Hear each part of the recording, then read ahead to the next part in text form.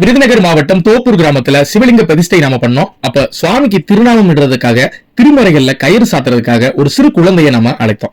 இந்த குழந்தையோட பெயரு அந்த இறைவனோட அருள்னு நம்ம சொல்ல முடியும். ஏன்னா இந்த குழந்தையோட பெயர் என்னன்னா சிவன்யா. இது யாருக்குமே தெரியாது. அந்த குழந்தை வரும்போதுதான் எங்களுக்கு தெரியும். அந்த குழந்தையோட கையில அந்த கயிறை கொடுக்கும்போது அது அந்த திருமறைகள்ல கயிறு சாத்துச்சு. இந்த கயிறு சாத்தும் போது வந்த பெயர் தாங்க நம்ம மயிர் கூச்சரியும் அளவுக்குடைய பெயரா இருந்துச்சு. ஏன் அப்படின்னா இந்த பக்கம் எல்லாமே பாண்டியர்களோட பக்கம். அதனால பாண்டியர்களுக்கு முக்கியமானதே மதுரை மீனாட்சி அம்மன் கோவில். அந்த மீனாட்சி அம்மன் கோவில்ல உள்ள சொக்கநாதர் பேர் தான் இந்த திருமுறைகள்ல வந்துச்சு. ஆமாங்க, அருள்மிகு அங்கையர்கண்ணி உடனாகிய அருள்மிகு சொக்கநாதர் அப்படின்ற திருநாமம் தான் இங்க உள்ள சுவாமிக்கு நம்ம திருநாமமா திருமறைகள்ல கயிறு சாத்தி பெயர் வைத்தோம். பாண்டியர்கள் ஆட்சி செய்யும் மதுரையில் இருக்கிற சாமி பேர்கள் சொக்கநாதர் அப்படிதானே? அந்த சாமி அப்படிப்பா சாமி பேர்கள் ஓம் நம சிவாய.